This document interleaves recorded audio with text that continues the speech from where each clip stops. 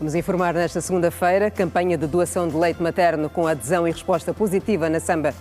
Central fotovoltaica da Willa fica concluída em abril de 2026 e pode beneficiar mais de 40 mil famílias no Lubango. A Assembleia Geral da OMS já arrancou em Genebra com foco na prevenção de pandemias. O Presidente da República discursa amanhã no evento. Albertina Kassoma, pivô da Seleção Nacional, distinguida na Roménia como melhor jogadora estrangeira da Liga de Handball daquele país. Temos outras notícias do país e do mundo. Bem-vindo ao Melhor da Informação.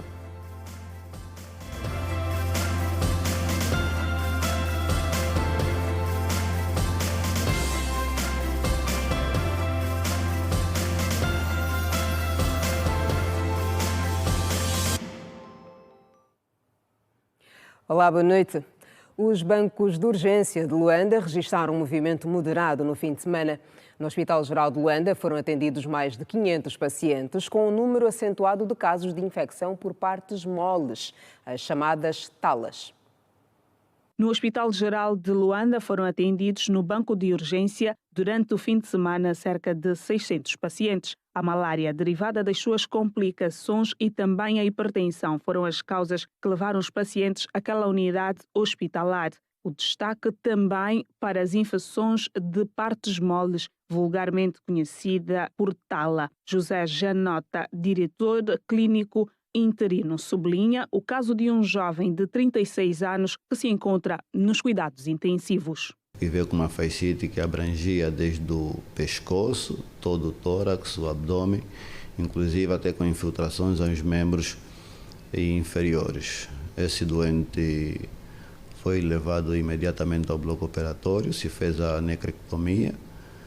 No primeiro dia estava acoplado aos ventiladores a nível do bloco operatório.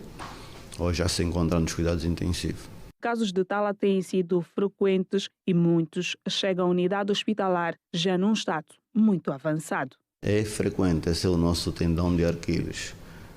Por dia podemos receber de 5 a 6 casos nas diferentes especialidades. Ainda há certa resistência por parte da população em um atendimento médico nesse tipo de situação de forma precoce. Então os doentes vêm tarde e, para além de virem tarde, vêm já com alterações sistêmicas. Quando estamos a falar de 36 acidentes num dia, ou atropelamentos, digamos, num dia, é muito. Ferimentos por arma de fogo num final de semana, 11, é muito. Agressão por ferimentos por arma branca, 109, é muito paciente. E no Centro de Saúde da Samba, o movimento no banco de urgência foi razoável, com uma média de 260 pacientes entre as causas, malária e hipertensão. Agostinho Sebastião, chefe do banco de urgência, mostrou-se preocupado com a segurança dos profissionais face aos vários atos de agressão por parte dos utentes. Na nossa sala de pequena cirurgia é que mais recebe pacientes com um quadro muito complicado, que precisamos sempre de uma urgência de transferência.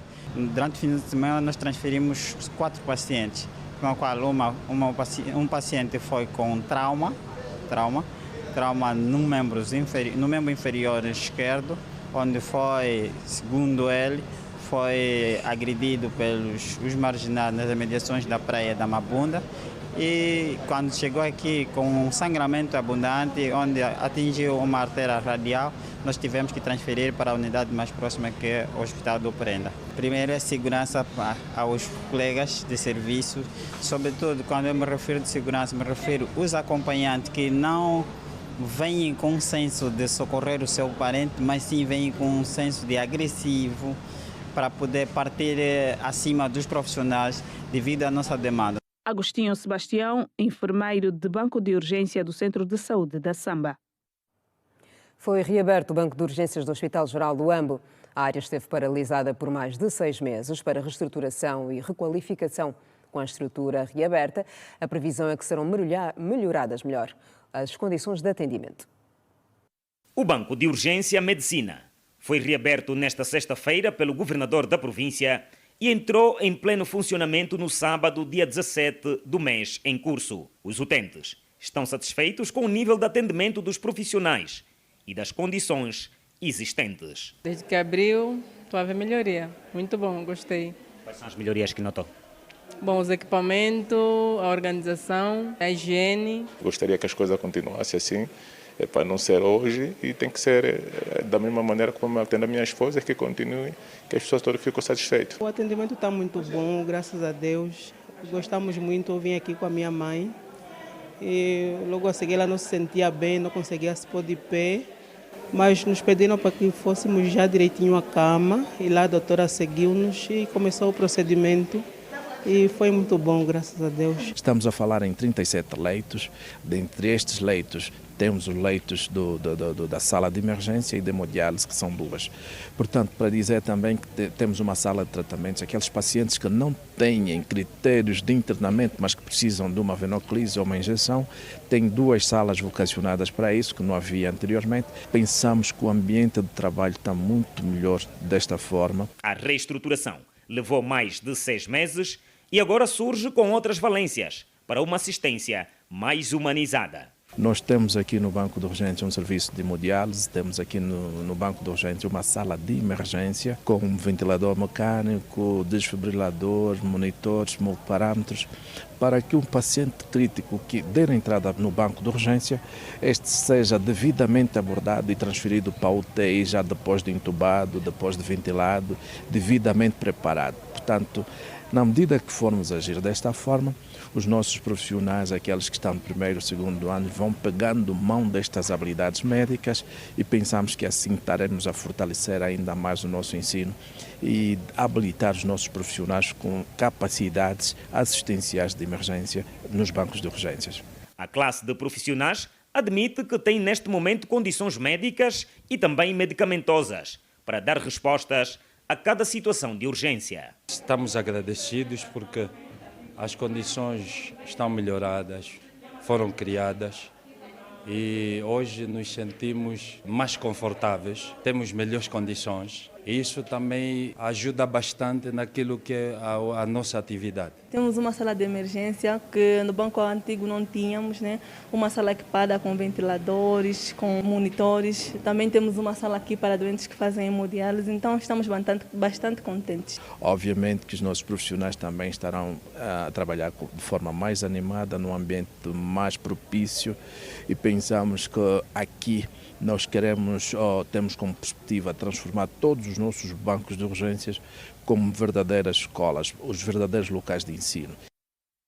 Mais de 50 mulheres responderam ao apelo da Administração Municipal da Samba para a campanha de recolha de leite humano. Elisa Gaspar, mentora do projeto, que existe há 6 anos, diz que o mesmo não tem sido valorizado como devido. A cada movimento da ordenha e mililitro de leite conseguido, a garantia do crescimento saudável e nutricional de mais uma criança. Aliás, foi esse sentimento que impulsionou Linda Candumbo e Domingas Calombe a responder positivamente à solicitação do Centro de Saúde para a campanha de leite materno. Foi um processo fácil e muito agradável, visto que é para a próxima da próxima a doação. Olha, estou a ver o leite a sair para esse frasco, eu sinto-me muito feliz. É bom ajudar as pessoas. Diariamente, segundo a mentora do Banco de Leite Humano, Elisa Gaspar, o líquido Vida e Amor beneficia perto de 20 recém-nascidos. Portanto, as médicas pedem e nós damos. E depois é assim, o leite tem 3 frações. Então, há bebês só precisam do colostro, porque é a imunidade e para terapeuticamente eles desenvolverem. Aos que precisam do colostro, mais água, que é o leite intermediário. E depois temos o leite a posterior, que é o leite maduro, que tem as 3 fases do leite. Se precisa de engordar, damos o leite gordo. Se precisa de ter muita sede, tem mais necessidade, damos o leite que tem mais água. E temos a imunidade, que é sempre o primeiro leite, que é o colostro, que é praticamente a vacina e a terapêutica para aqueles bebês pequenininhos, prematuros, de baixo peso e que precisam de estar uns dias ainda internados na incubadora. Nós temos várias arcas verticais, especiais mesmo só para armazenamento do leite materno. Inclusive nós temos arcas para leite cru e arcas para o leite pasteurizado. Então nós temos espaço suficiente para recolhermos mais de 100 litros de leite, caso seja necessário. Uma iniciativa inovadora para a instituição que pensa já na sua continuidade face à relevância. Maria Paquissa, diretora do Centro de Saúde da Samba, sublinhou que são realizados no centro entre 20 a 15 partos. É a primeira vez que nos deparamos com este tipo de atividade e então nós nos regozijamos com isso porque é uma atividade que geralmente ocorre a nível nacional, mas nos hospitais de nível terciário. E desta feita, o nível terciário veio aqui à comunidade realizar atividade. Estamos aqui satisfeitos e iremos dar continuidade ao ato e também pode ser uma inovação relativa ao apoio das mães trabalhadoras que amamentam. Entre as preocupações com as mulheres que vão ali parar está a sua condição de vulnerabilidade, que já é do domínio da administração municipal, segundo o administrador para a área política e social, Assis Mateus. Nós, a administração da Samba, acolhemos da melhor forma esta iniciativa e estamos em condições de replicar o mesmo jeito. Será de 5 em 5 dias, fazemos então esta campanha de doação do leite humano. Sediado na maternidade Lucrécia Paim, o Banco de Leite Humano existe há 6 anos. De lá para cá, o grande desafio tem sido a expansão deste serviço. A médica Elisa Gaspar entende que não se está a dar atenção devida a este projeto que visa reduzir a mortalidade infantil. Os países que abraçaram com cabeça, tronco e membros esse projeto hoje têm a sua mortalidade infantil muito baixa mesmo. Nós ainda não percebemos isso. Quando percebermos, aí sim, também teremos a mortalidade infantil reduzida no nosso país. O município do Rangel é apontado como a próxima paragem para a campanha de recolha de leite humano. A 78ª Assembleia da Organização Mundial da Saúde arrancou nesta segunda-feira em Genebra, com foco nos temas globais sobre a saúde e também no acordo sobre a prevenção, preparação e resposta às pandemias, documento este que está a ser preparado há 4 anos. O chefe de Estado angolano, João Lourenço, é convidado de honra do diretor-geral da OMS e deverá discursar nesta terça-feira na qualidade de presidente em exercício da União Africana. Um mundo pela saúde é o lema da 78ª Assembleia da Organização Mundial da Saúde, órgão de decisão da OMS, que começou nesta segunda-feira e que está a refletir sobre questões prementes da situação sanitária mundial. Na abertura do evento, o diretor-geral da OMS destacou os progressos assinalados no setor, sobretudo no domínio da vacinação contra a hepatite B. Tedros Ghebreyesus anunciou a conclusão do recrutamento voluntário para 3 testes que poderão resultar na primeira vacina efetiva contra a doença em mais de 100 anos. A 78ª sessão plenária da Assembleia da Organização Mundial da Saúde, que vai decorrer até o dia 27 deste mês, congrega delegações de alto nível dos 194 Estados-membros da OMS. O chefe de Estado angolano e presidente em exercício da União Africana, convidado de honra do diretor-geral da OMS, figura na lista dos líderes mundiais esperados no encontro. Nesta terça-feira, segundo dia dos trabalhos da sessão plenária,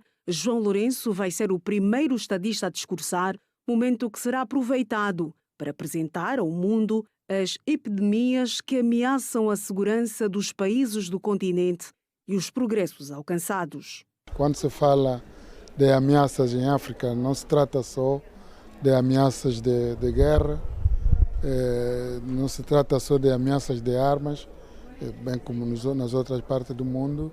As doenças, as epidemias são também ameaças até à própria segurança dos países. Portanto, é importante que o presidente venha aqui, portanto, falar da situação do continente, não só no que diz respeito às consequências ou às situações que talvez possam parecer negativas, mas também aos esforços que são feitos, porque daí também não vêm só mais notícias.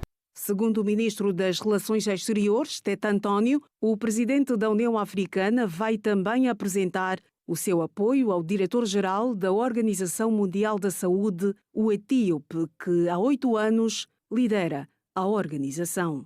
A organização hoje é dirigida por um africano, o Dr. Tedros, como estão lembrados, quando ele veio aqui como candidato na altura, foi a Força da África que que o pôs aqui. E, portanto, foi endossado pela União Africana como candidato único e a mobilização é das melhores mobilizações que nunca tivemos para a eleição de um africano, uma organização tão importante como a OMS. Portanto, é normal que o Presidente da República, sendo hoje o Presidente da União Africana em exercício, venha apoiar esse africano que tem feito um trabalho. Vários temas globais sobre a saúde vão ser analisados na reunião. A assinatura do acordo histórico sobre a prevenção, preparação e resposta a pandemias será um dos pontos altos do encontro. Central fotovoltaica de Lubango. 40 milhões de dólares investidos numa área de 80 hectares. Em destaque.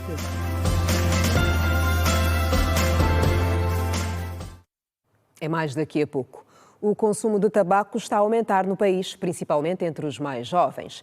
A faixa etária mais afetada tem sido dos 15 aos 22 anos de idade. Os dados foram apresentados pela Coordenadora Provincial do Programa de Saúde Escolar, que falou em exclusiva à Rede Girassol, a propósito do Dia Mundial Sem Tabaco, que vai se assinalar a 31 de maio. Em Angola, o consumo de tabaco continua a ser uma preocupação de saúde pública, com milhares de mortes anualmente atribuídas ao tabagismo. Segundo a coordenadora provincial do Programa de Saúde Escolar, Nazaré Batista, a camada mais jovem tem sido a mais afetada, apesar de Angola não ter plantações nem indústria tabagista. Nós queremos que os pais nos ajudem com as escolas, com a área da educação, a trabalhar na sensibilização dessa criança, desse jovem que ainda não tem idade para fazer consumo do tabaco, mas também aquele que já é adulto, não fazer uso do tabaco, porque o tabaco não tem benefício, só tem consequências para a saúde do indivíduo. Então, o alerta é não fazer mesmo uso do tabaco, para termos uma sociedade sã e pessoas que possam durar mais na nossa sociedade, que possam estar mais empregues a nossas atividades economicamente ativas a nível, porque veja, a faixa etária dos 15 aos 24 anos temos os adolescentes e temos o jovem que já deveria ajudar no desenvolvimento do país. E quando ele fica doente, já a sociedade sente a falta desse profissional. Como as consequências geralmente são sempre ao longo prazo, muitos usam o tabaco como droga inicial. Nazaré Batista frisou que as pessoas chegam ao instituto geralmente em estado avançado da doença. Porque infelizmente os nossos utentes, quando chegam às nossas unidades a nível da província de Luanda, que temos as unidades que fazem atendimento a pacientes toxicodependentes, chegam já às vezes numa altura que já fazem consumo há muitos anos, já estão a consumir aí desde os 15, 14 anos e muitas das vezes o pai não sabe. O pai só se apercebe quando esse filho já está numa altura muito, mas já leva anos a consumir o tabaco. Nesse caso estamos a falar da droga, estamos a falar da liamba, que é o mais comum, e outros tabacos mais. Nazaré Batista alertou também para os riscos do uso e a necessidade dos pais prestarem mais atenção aos filhos. Devem ser um pouco mais vigilantes com os seus filhos, devem muitas das vezes controlar os filhos, saber com quem andam, onde vão, qual é o meio que o filho frequenta, quais são os amigos que ele lida, porque muitos deles começam a fazer o consumo no meio em que convivem, muitas das vezes no bairro e outros nas escolas. A Semana Sem Tabaco, ou Dia Mundial Sem Tabaco, é uma campanha anual celebrada no dia 31 de maio. Alusivo à data, várias atividades são criadas para consciencializar a população sobre os riscos e incentivar a redução do consumo. Realmente nós estamos no mês sem tabaco, porque a dia 31 de maio celebra-se o Dia Mundial Sem Tabaco. E com base nisso, o Instituto Nacional de Luta Antidrogas, INALUD, tem estado a fazer um leque de atividades com base na prevenção alusivas à data. Segundo dados da Organização Mundial da Saúde, a cada ano, mais de 8 milhões de pessoas morrem devido aos impactos da indústria do tabaco. Em Cabinda, munícipes do Kacongo sofrem com a vandalização dos bens públicos. Nos últimos tempos, os atos de vandalismo aumentaram. Como consequência, os moradores de alguns bairros estão privados de energia elétrica e água potável. A população pede, por isso, a intervenção das autoridades locais para se pôr fim a estas práticas que impedem o desenvolvimento do município de Kacongo. O aumento de casos de vandalização dos bens públicos no município de Kacongo preocupa a administração local. Nos últimos tempos, nada está a ser poupado. torneiras, cabos elétricos, fusíveis dos postos de transformação, as plantas para a harmonização da vila, entre outros bens que são colocados à disposição das comunidades. Kakonko é conhecida como uma localidade de atração turística. As autoridades locais desdobram-se em trabalhos que visam passar uma imagem aceitável da vila, mas parece que os amigos do alheio não dão tréguas. A população condena os atos de vandalismo e pedem mudança de comportamentos por parte de quem destrói os bens públicos. De tanto sacrifício que o governo leva à implementação das plantações das plantas a nível das ruas de Lândana para mudar o figurino da imagem na área urbana, nós, como cidadãos, reprovamos atitudes de mau comportamento de alguns jovens munícipes, mesmo e filhos landanenses como eu, que têm um péssimo comportamento inaceitável a nível desta sociedade. Nós condenamos energicamente a esse tipo de atitudes e apelamos à população para que não continuem a praticar esse tipo de atos. A energia também é um bem para a sociedade, mas continuamos a ver. É próprio que a cabeça de um não é igual a do outro, mas continuamos a apelar que não continuemos a fazer esse tipo de práticas aos nossos filhos. Há mais velhos que até que vejam crianças a fazerem isso, mas não chamam a atenção. O administrador municipal pede a colaboração das comunidades na proteção dos bens que o governo coloca à disposição das populações. Não estamos limitados apenas ao vandalismo das plantas. Isso é geral. Nós temos vindo também a registrar casos de vandalismo de contadores de água. Temos vindo a registrar vandalismo, portanto, de cabos elétricos, luminárias e outros bens públicos colocados à disposição da nossa população. Portanto, como vê, nós somos obrigados a colocar outra vez, mas isso pode ser evitado. Como é que vamos evitar? Nós não temos condições para controlar, para manter, colocar vigilantes permanentemente nessas instituições. A população deve ter consciência na proteção do bem público. O administrador Armando do Carmo diz também que o envolvimento da polícia e PGR é importante no combate a estes males que afetam o município de Kakonko. É importante que os órgãos também que lidam com a matéria penal, que lidam com essas matérias, portanto, de responsabilização, analisem o fenômeno. Está a crescer. Nós não estamos a conseguir controlar porque, efetivamente, falta coragem de alguém decidir que é preciso punir severamente cidadãos que assim se procedem. O município de Kakonko sofre com a vandalização dos bens públicos, situação que impede a melhoria da boa imagem da vila. O Serviço de Investigação Criminal desmantelou uma rede especializada em crimes cibernéticos de natureza financeira, responsável por desfalcar uma empresa em mais de 500 milhões de kwanzas, através de operações ilícitas via internet banking. Segundo o porta-voz do SIC-Geral Manuel Alaiwa, a investigação, que já contava com 4 indivíduos detidos, levou recentemente à prisão de um quinto elemento, agora formalmente acusado de associação criminosa, burla informática e branqueamento de capitais. É uma burla informática de grande dimensão, a que o SIC está a unir forças, quer da direção que já está a investigar o caso e que tem bons resultados. Tanto estes indivíduos, por via deste método fraudulento, desfalcaram a empresa neste montante de 505 milhões e 20 mil kwanzas. A empresa demorou, e aqui é o termo que devemos utilizar, demorou a dar a participação, razão pela qual o SIC, no âmbito das suas ações, conseguiu já recuperar uma parte do valor, estamos a falar de 100 milhões de kwanzas, mas está ainda a trabalhar em várias diligências para o bloqueio de contas,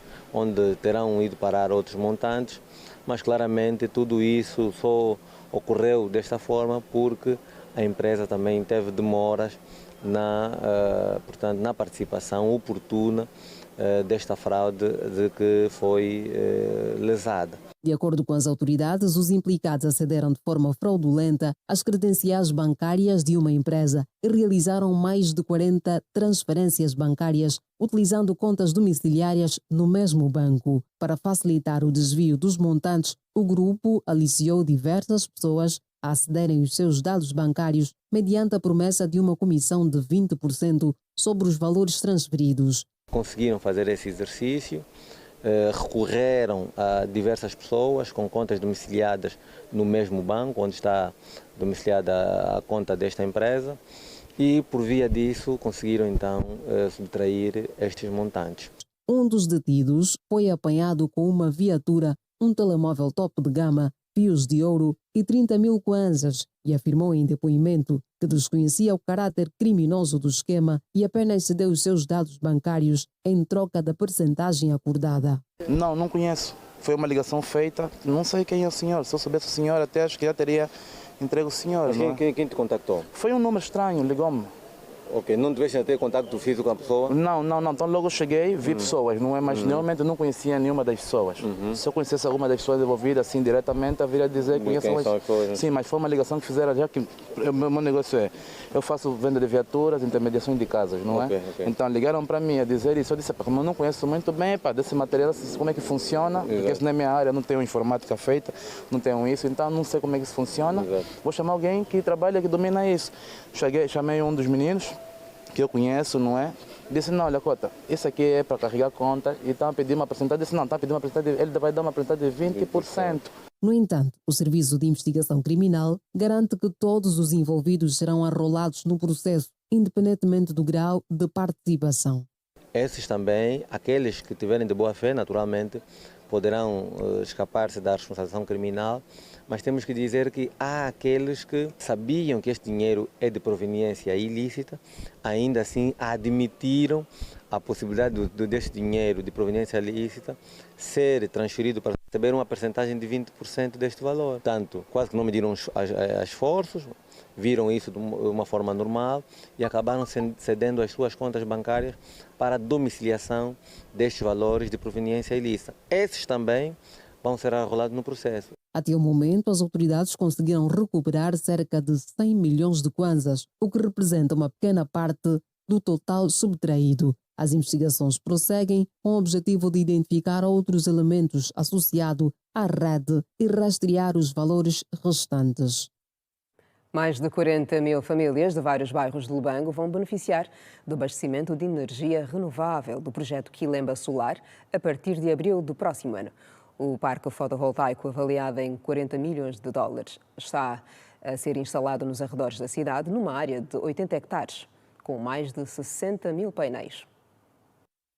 Mais de 40 mil famílias de vários bairros do Lubango vão beneficiar do abastecimento de energia sustentável do projeto Quilemba Solar a partir de abril de 2026.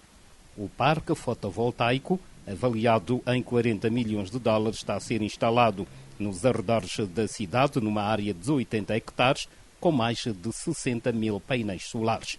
O empreendimento, que é detido pela Total Energy, em parceria com a Sonangol e a Maurel Prom, e vai gerar numa primeira fase 35 megawatts para abastecer a centralidade da Quilemba e os bairros do Chituno, Nambambe, Mitja e Chavola. A partir do momento que a energia chega à subestação da ENDE, ela tem no fundo dois destinos.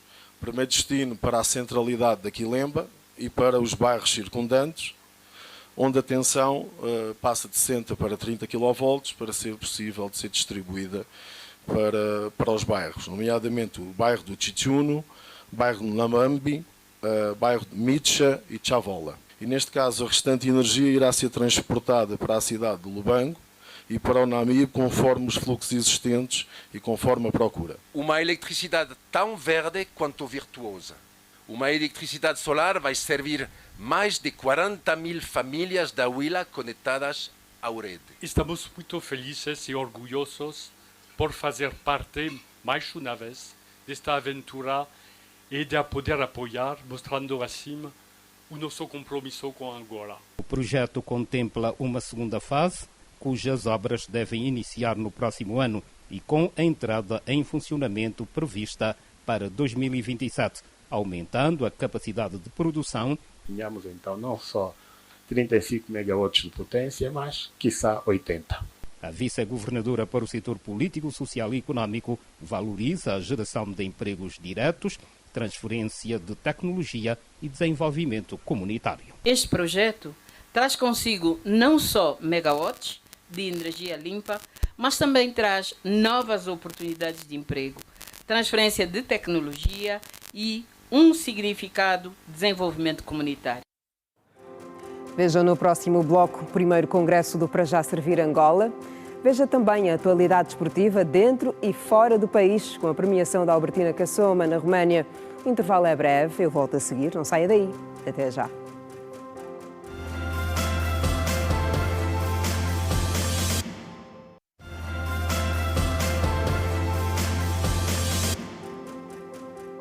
Bem-vindo à segunda parte. O secretário de Estado para a Comunicação Social realizou uma visita à televisão e rádio Parlamento para conhecer o funcionamento e as instalações. Na ocasião, Nuno Caldas Albino disse que 90% dos aspectos técnicos já estão concluídos e a previsão é que arranque ainda este ano.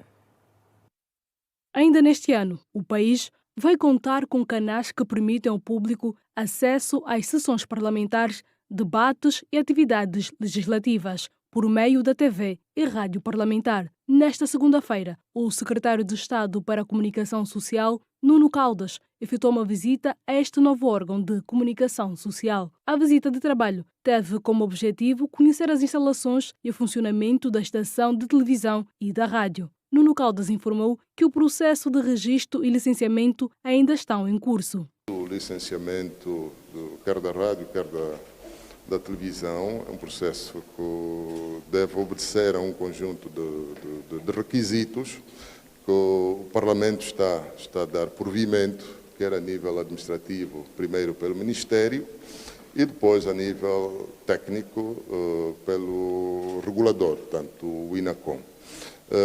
Sobre a rádio, portanto, há um conjunto de aspectos mais complexos que devem respeitar, sobretudo, o espectro radioelétrico, que também está a ser tratado ou está em tratamento entre os serviços de imprensa do Parlamento e o INACOM.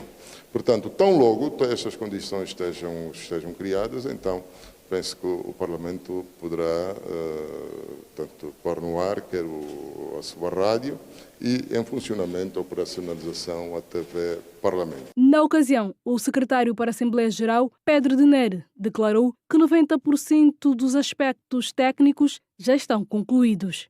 Bem, nós estamos já a um bom nível de execução, na ordem dos 90%, do ponto de vista técnico. Do ponto de vista legal, é que temos agora que andar rápido, porque há alguns aspectos que precisam de ser tidos em conta. E já fomos aconselhados e orientados, é por aí que estamos a trabalhar, no sentido de vermos todos esses quesitos quanto mais cedo possível resolvidos e termos a rádio e a TV Parlamento a funcionar. Este novo órgão de comunicação social está constituído por um estúdio de gravação de rádio e emissão, um estúdio de TV, central técnica, regi, maquiagem e um refeitório. O Partido Para Já Servir Angola começou a definir estratégias para as eleições de 2027, sob o lema Institucionalizar e Fortalecer o Ser Governo em 2027. Começou hoje o Congresso Constitutivo daquele partido. O Para Já Servir Angola já está com os olhos expostos no futuro, nas próximas eleições que vão decorrer em 2027. É pensar em linhas mestras que o partido deu início nesta segunda-feira, o primeiro congresso desde que foi fundado e aprovado como partido à luz da Constituição angolana. E este congresso obedece a imperativos de ordem institucional. Como já foi dito, tínhamos que conformar os órgãos com o que está estabelecido nos estatutos, mas também em resposta ao cumprimento de uma diretiva do Tribunal Constitucional. Também estamos a fazer este congresso 2 anos antes das próximas eleições, para podermos iniciar o processo de preparação do partido para as próximas eleições. Para Abel Chivucovuco, este congresso, que vai durar 4 dias, é o momento ideal para olhar também as questões voltadas para a Frente Patriótica Unida. Este congresso deverá definir uma visão e posição política sobre o futuro da Frente Patriótica Unida FPU.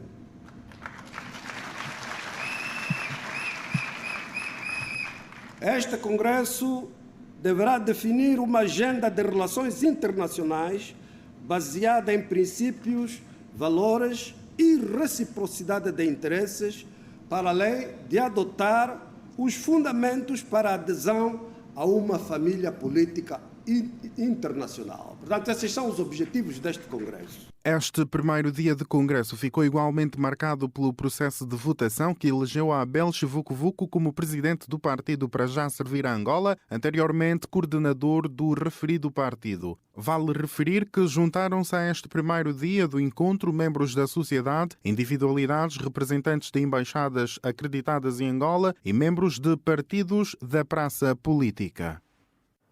E sobre a constituição do Partido Para Já e o seu objetivo em governar ou fazer parte do governo nas próximas eleições gerais, o MPLA, a UNITA e o PRS reagiram, destacando que quem decide é o povo e não há nada a temer. Para o líder do Para Já Servir a Angola, o lema para 2027 é: em 2027, ou somos governo ou seremos parte do governo. E vamos trabalhar para isso. Face a esta narrativa, os demais partidos da praça política relatam não temer as estratégias do partido que vai se firmando. Para o MPLA, a resposta é uma: quem decide é o povo. Os líderes políticos têm o direito de sonhar e têm o direito de fazer propostas. Agora, quem compete decidir é o povo soberano. Portanto, só depois dos resultados eleitorais de 2027 é que vemos qual é a geografia política que vai ficar em Angola. Até lá, todos temos o direito de sonhar. Por seu turno, a UNITA destaca que não está com medo de perder votos para o Para Já por ser um partido novo. Nós estamos firmes, estamos a preparar o nosso partido para que consigamos manter o nosso espaço e ganhar as eleições, formarmos o governo de 2027. Nós somos arautos da democracia, não podemos sentir medo do surgimento de um novo partido. É um partido que está a surgir, esperamos que possa servir de facto para o engrandecimento dessa democracia. Quem não vê qualquer dificuldade para enfrentar o Para Já Servir a Angola ou qualquer outra força política é o PRS. Nós não vemos qualquer dificuldade com o surgimento de nenhuma outra força política. Venham elas, as forças de onde vierem, encontraram o PRS, existiram muitas que emergiram. O PRS está hoje em pé firme. Portanto, vai continuar a trabalhar. Portanto, seja bem-vindo o Para Já e todas as outras forças. Importa realçar que o Para Já Servir a Angola existe constitucionalmente como partido político há mais de 7 meses. Reconhecimento internacional. Albertina Cassoma, melhor atleta da Liga Romena de Handebol. Em destaque.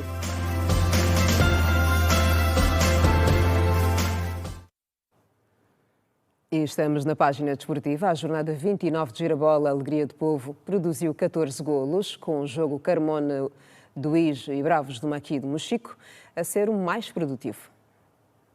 Com o campeão já conhecido, o Petro de Luanda, a jornada 29 do Campeonato Nacional de Futebol voltou a agitar os estádios espalhados pelo país. Na partida que ditou o vencedor da edição 2024-2025 do Girabola, o Petro de Luanda derrotou o Sagrada Esperança por uma bola sem resposta, no quintalão do Dundo. No outro desafio de destaque, o 1º de agosto e o Ilhete de Benguela não foram além de um empate sem golos. A partida aconteceu no estádio França Andalo. No jogo de campeões, o Interclube recebeu e goleou o Libolo por 3-0. No Ige, o Bravos do Maqui agudizou a crise do Carmona ao vencer por 4 bolas sem resposta. Em casa emprestada, o Desportivo da Lunda Sul perdeu diante do Santa Rita de Cássia por 0-2. Na partida entre aflitos da tabela classificativa, que se disputou no Estádio Nacional 11 de novembro, o Luanda City deu um passo significativo na fuga à despromoção ao derrotar o Isaac de Benguela por uma bola sem resposta. No Estádio Nacional Tundavala, na cidade de Lubango, província da Huila, o São Salvador venceu o Desportivo da Huila por 2-1. Por fim, a lista dos artilheiros da edição 2024-2025 do Nacional de Futebol da Primeira Divisão. E o basquetebol angolano festejou 95 anos neste domingo, 18 de maio.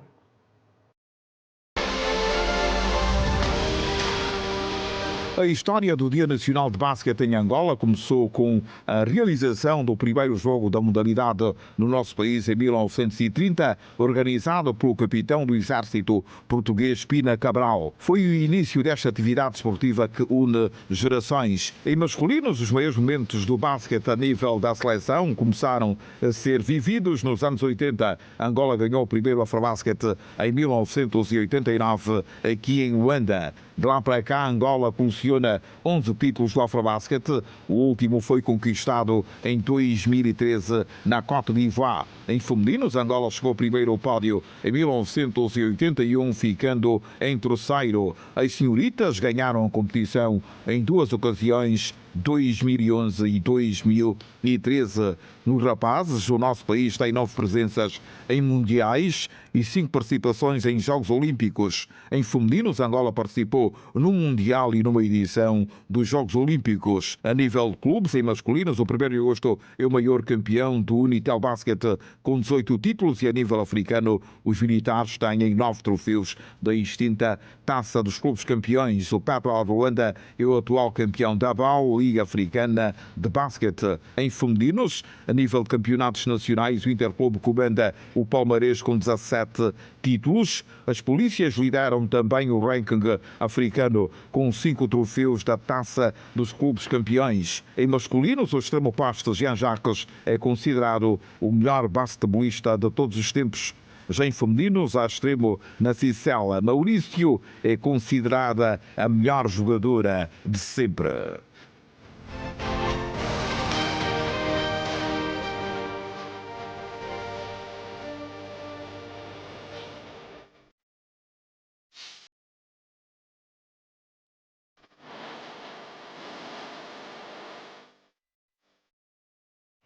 O Petro e o 1º de agosto vão defrontar-se nas meias finais da Taça das Taças. As militares perderam no último jogo da fase de grupos frente ao Al-Ahly por 22-25, ao passo que as tricolores triunfaram diante do Otorro do Congo por 30-20. O Petro voltou a fazer das suas na Taça das Taças ao vencer o Otorro do Congo por 32-20 e passar para as meias finais. As tricolores começaram com o pé direito, abrindo o placar nos instantes iniciais. Conseguiram apertar bem o setor defensivo e travar as investidas da equipa adversária. Quando o Petro atingiu a marca dos 10 tentos, com um golaço da ponta esquerda, Nairia Kakinta, as adversárias ainda estavam nos 3 golos. Ao intervalo, 17-9 era o resultado a favor do Petro. O outro resultado final com o atleta Nairia Kakinta a ser a MVP apontando 5 golos. Nas meias finais, as tricolores vão defrontar o 1º de agosto, que perdeu frente ao Al-Ahly do Egito.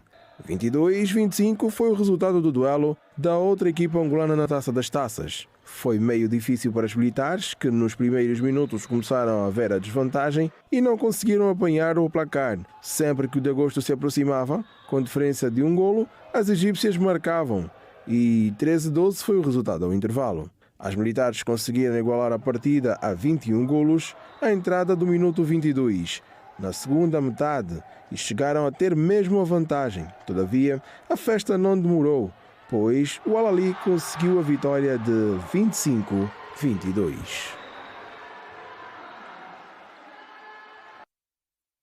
A atleta angolana Albertina Kassoma foi distinguida na Roménia, onde atua no CS Rapid Bucareste. A pivô da Seleção Nacional de Handball Feminino, assim está certo, foi eleita a melhor jogadora estrangeira da Liga das Flores, MOL, a principal competição do handball feminino na Roménia, para a qual jogam atletas de vários países. A distinção resulta da votação dos treinadores das equipas participantes, que reconheceram o seu desempenho consistente, a força técnica, a influência ao longo da temporada. O prémio foi entregue pelo presidente da Federação Romena de Handball, Constantin Din, numa cerimónia oficial que contou também com a presença de Vlad Andrenovski, que é o diretor do clube romeno. Através das suas redes sociais, a atleta mostrou-se grata e satisfeita pela distinção. A antiga jogadora do 1º de agosto revelou que ficou surpreendida com a escolha.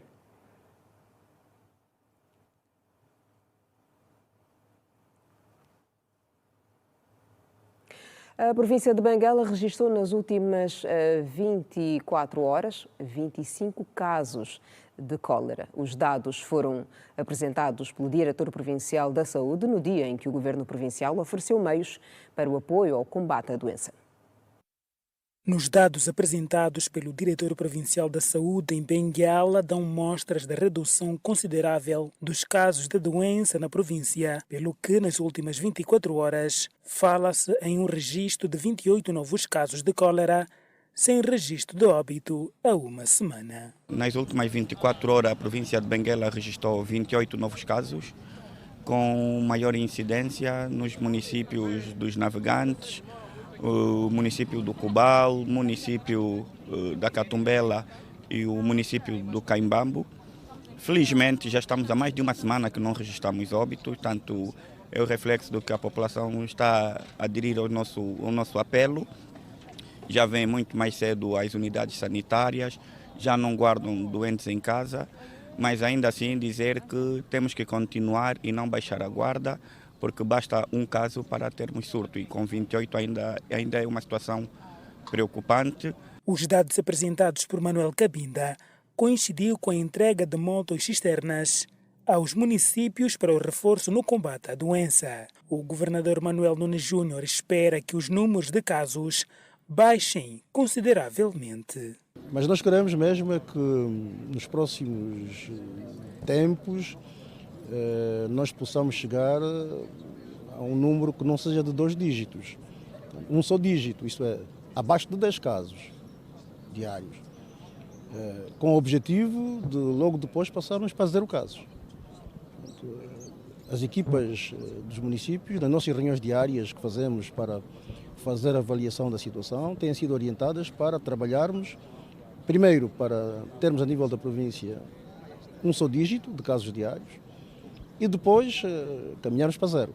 Levar água potável em zonas distantes é um dos objetivos da distribuição dos referidos meios, principalmente para os municípios do interior da província de Benguela. Nas zonas mais longínquas, no sentido de certa medida, a ambulância até chegar lá fica tardia, temos de apoiar com motorizadas dessas 3 rodas. De certa medida, temos de agradecer, todos unidos e atacar de facto em bloco para que de facto esse inimigo que é o embrião da cólera possa desaparecer de uma vez por todas. Sentimos, desde que começamos a receber o apoio do governo da província, estamos a sentir de cada vez mais a redução dos casos. Veja no próximo bloco as notícias além das nossas fronteiras e ainda hoje, energia elétrica junto a especialistas do setor em Luanda. Eu volto a seguir ao intervalo que é breve, não saia daí. Até já.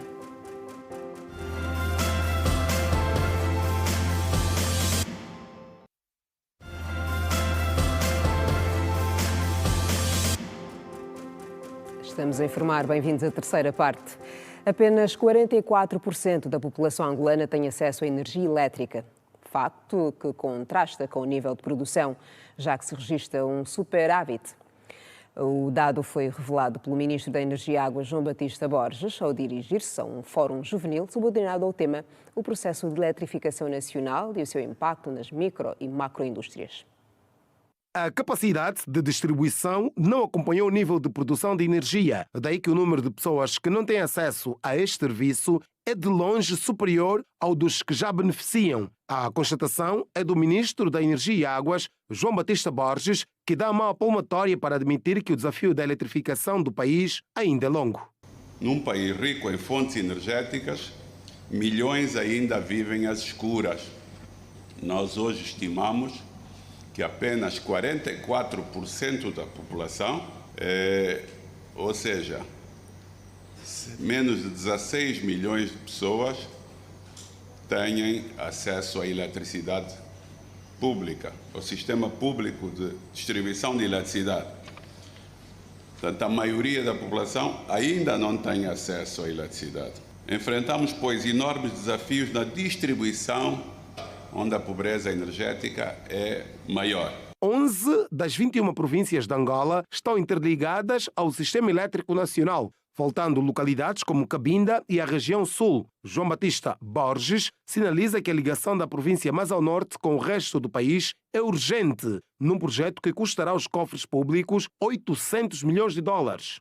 Ser uma província que tem um consumo que é crescente, grandes empreendimentos se constroem, falamos do porto, do aeroporto, da refinaria, prevendo também com isso que novas indústrias e atividades econômicas se instalem. Então é fundamental, é importante para o futuro da província e do país que nós consigamos ter Cabinda interligada à rede elétrica nacional. O custo previsto para o projeto de interligação por cabos submarinos é qualquer coisa como 800 milhões de dólares. É de facto um projeto relevante. Podemos pensar que 800 milhões de dólares é caro, mas gastaremos muito mais ao longo do tempo continuando a manter a produção térmica. Promovido pelo Conselho Nacional da Juventude, o fórum foi subordinado ao tema o processo de eletrificação nacional e o seu impacto nas micro e macroindústrias. Nós temos que ver um programa nacional para o relançamento das mini hidroelétricas. A cidade de Aquibala, que tinha a maior moageira de Angola, a Caima, era fornecida de uma mini hidroelétrica no Cariango. Está lá.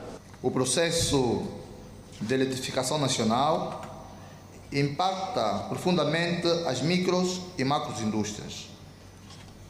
Para as microindústrias, o acesso estável e confiável à energia elétrica é sinônimo de produtividade, competitividade e expansão. À margem do fórum, o ministro João Batista Borges esclareceu as razões da alteração dos preços da água e da energia elétrica que vão sofrer um ajuste a partir de junho deste ano, de acordo com o Instituto Regulador dos Serviços de Eletricidade e Água, IRCEA. O preço do quilowatt-hora na África do Sul é 35 cêntimos, no nosso país é 1 cêntimo. Portanto, é impossível, com níveis de preços desses, conseguirmos de facto ter qualidade, poder chegar a mais lugares e ter receitas para prestar um bom serviço de uma forma geral. Por essa razão é que se estabeleceu a necessidade de fazer uma atualização gradual dos preços de energia elétrica, fazer com que o preço da energia elétrica vá refletindo cada vez mais os custos. Relativamente à eletricidade, com a nova tarifa, uma família na categoria doméstica social 1, com potência contratada de 1,3 kV, que pagava em média 291 kwanzas, passará a pagar 379 kwanzas, enquanto na categoria doméstica monofásica, com a potência contratada de 6,6 kV, vai passar de 9.120 para 13.516 kwanzas. Em alusão às comemorações dos 69 anos da cidade de Luena, os munícipes sentem-se orgulhosos e compartilham as conquistas e avanços que transformaram a antiga Vila Luso ao longo dos anos. Muitos deles destacam a nova imagem da cidade, agora mais moderna e atrativa. Em alusão às comemorações dos 69 anos da cidade de Luena, os munícipes sentem-se orgulhosos e partilham as conquistas e avanços que transformaram a cidade de Luena ao longo dos anos. Muitos deles destacam a imagem da cidade, agora mais moderna e atrativa, encantando moradores e visitantes. A cidade de Luena, de facto, mudou muitas coisas positivas. Antigamente, as infraestruturas não estavam assim bem desenvolvidas, mas com o passar do tempo houve positividades. Hoje em dia conseguimos usufruir de bens e serviços vindos, se calhar, da globalização, que trouxe ali muitas positividades na nossa província. Por exemplo, a linha férrea, hoje em dia conseguimos usufruir desse serviço e é, de facto, uma grande honra. Bem, tivemos construções de infraestruturas, né? Tivemos melhoria na construção de estradas, água, e são casos já ultrapassados. Mas apesar de algumas dificuldades que a nossa cidade ainda encara, aos poucos está a melhorar sempre alguma coisa. Docentes, estudantes e diversos segmentos da sociedade reconhecem o empenho do governo na promoção do crescimento da cidade. Ganhamos mais escola, o asfalto, que ajudou muito na via rodoviária. Muitas coisas mudaram, porque creio que para chegar até nessa época, desde os anos 90 até agora nos 2000, as infraestruturas, temos também alguns bairros também urbanizados. Esse é o benefício desse todo o tempo da província do Mochico. Diante das mudanças positivas, os munícipes apelam à população para que se comprometam com a preservação e conservação dos bens públicos, contribuindo desta forma para a valorização do patrimônio histórico da cidade do Luena. O governo, junto da administração municipal, tem dado muito esforço no sentido de manter a nossa estrutura em dia, o bem-estar a nível das escolas, a nível dos hospitais, mas aqueles que aparecem para danificar os bens públicos, está a danificar a si próprio, e esperamos que tenha um princípio lógico naquilo que cerne o bom comportamento do cidadão. O Estado ou o governo somos nós. Isto é para o nosso benefício. Parem de vandalizar as coisas que o Estado nos oferece, é para o nosso bem. Nós, como cidadãos, temos o dever patriótico, o dever cívico de conservarmos o bem público e denunciarmos toda a tendência de vandalização aos bens públicos. Luena comemora 69 anos desde a sua existência, hoje mais colorida e vibrante. Já estamos na página internacional. Ataques associados a militantes islâmicos na cidade de Marte, na Nigéria, forçaram a fuga de pelo menos 20 mil pessoas, segundo as autoridades do estado de Borno. Veja mais no Compacto Internacional. O governo do estado do Borno afirmou que na semana passada militantes islâmicos haviam tomado uma base militar local e matado 5 soldados. Os atacantes passaram igualmente por outras 2 regiões, numa das quais terão matado 23 agricultores. A cidade de Marte havia sido reassentada há 4 anos, depois de vários anos sob controle insurgente. Segundo a Africa News, a região registrou aumento na atividade militante em 2025, aumentando os temores de que os grupos extremistas estejam a recuperar terreno. O governo da cidade de Borno alerta que a realocação de moradores deslocados para campos pode expor os jovens ao recrutamento por militantes. Depois de, em março, ter tido o governo por si liderado dissolvido, Luís Montenegro voltou a candidatar-se e novamente mereceu a confiança dos portugueses, que nesse domingo disseram, por meio das urnas, que o queriam de volta à frente dos destinos do 15º maior país da Europa em extensão territorial. A Aliança Democrática conquistou 32,7% dos votos. Entretanto, a luta continua entre as 2 segundas forças políticas mais votadas. O Partido Socialista de Pedro Nuno Santos, que até já apresentou demissão depois dos resultados, e o Chega de André Ventura, que afirmou que a era do bipartidarismo em Portugal acabou. Ambas as formações conseguiram 58 lugares na Assembleia da República. O desempate depende dos votos dos portugueses que residem no exterior. De acordo com dados da Secretaria-Geral do Ministério da Administração Interna, até sexta-feira foram recebidas em Portugal 192.600 cartas com os boletins de votos dos portugueses residentes no estrangeiro. Trata-se de 12,2% dos mais de 1.500.000 eleitores. Depois do anúncio dos resultados provisórios, o presidente português Marcelo Rebelo de Sousa vai começar nesta terça-feira as consultas aos partidos políticos, de acordo com a presidência portuguesa. E o Presidente da República, João Lourenço, endereçou uma mensagem de felicitações ao primeiro-ministro indigitado de Portugal, Luís Montenegro, pela vitória do seu partido nas eleições legislativas. João Lourenço aproveitou a missiva para reforçar e reiterar a vontade de Angola de delinear uma nova fase na cooperação bilateral. Seja dos remédios.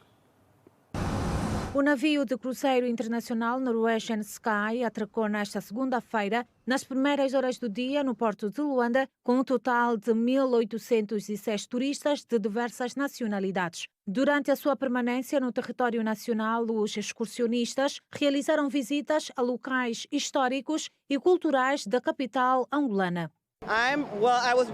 Sabe por que eu achei interessante? Nossas famílias vêm de Angola. Então eu quero simplesmente estar aqui. Eu nasci nos Estados Unidos da América, mas vivo no Canadá. St. Louis, Missouri, United States. Venho dos Estados Unidos. É a minha primeira vez em Angola e estou muito empolgada. Eu não sei o que gostaria de ver. Eu estou simplesmente a observar tudo. Eu gostaria de ver a cidade, explorar a cultura, provar algumas comidas e aprender sobre a história. Em declarações à imprensa, o diretor-geral da agência Travel Gest, José Cabral, considerou que o atual espaço de recepção de turistas no porto de Luanda carece de condições apropriadas e defendeu a criação de um terminal específico para navios de cruzeiro. Condições tem, não tem as condições que nós temos no cais habitual, mas isso são devido a operações que o porto tem. O porto, como se sabe, é um porto comercial e já nos disponibiliza este espaço. Infelizmente não podemos usar o outro terminal, mas as coisas foram planeadas entre todos e conseguimos gerir bem. O responsável apelou a uma melhor organização da estrutura de acolhimento, tendo em conta o potencial de crescimento do setor turístico. De acordo com José Cabral, entre janeiro e maio de 2025, Angola recebeu 8 navios de cruzeiro com turistas maioritariamente oriundos dos Estados Unidos da América. No geral, nós estamos à espera de ter um terminal de cruzeiros, porque já passaram 12 anos desde que iniciamos esta atividade, o número está a crescer bastante e penso que já está na altura de pensarmos em ter o nosso, entre aspas, terminal de cruzeiros específicos para isso, que já está a ser estudado, falta só a concretização, estamos a aguardar por isso ansiosamente. O Norwegian Sky segue viagem para São Tomé e Príncipe. De acordo com informações avançadas pelas autoridades portuárias, o porto de Luanda deverá voltar a receber, no próximo dia 28 de maio, outra embarcação de cruzeiro. E hoje ficamos por aqui. Amanhã mais Girassol Jornal.